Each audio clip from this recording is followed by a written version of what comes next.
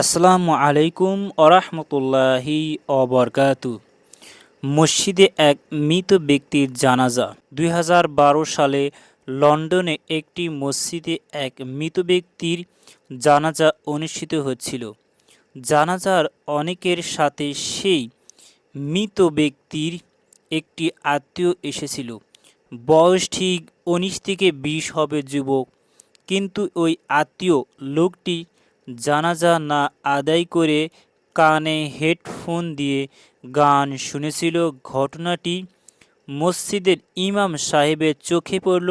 সে এই যুবককে এটা করতে নিষেধ করলো এবং বলল, আল্লাহকে ভয় করো এবং যে মারা গিয়েছে তার জন্য দোয়া করো। কিন্তু যুবকটি সে লোকটিকে বলল, এখন তো আমি যুবক, আর এখন তো আমার আনন্দ ফুর্তি করার সময়।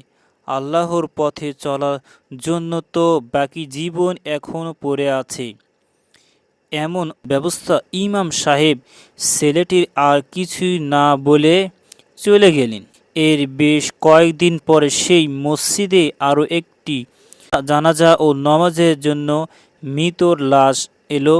ইমাম সাহেব যখন লাশটি কাপড় সরিয়ে মুখ দেখতে গেল, তখন তিনি বেশ অবাক হয়ে গেল, কেননা এই লাশটি হলো সেই যুবক ব্যক্তির যে কিনা কানে হেডফোন দিয়ে তার সাথে কথা বলেছিল।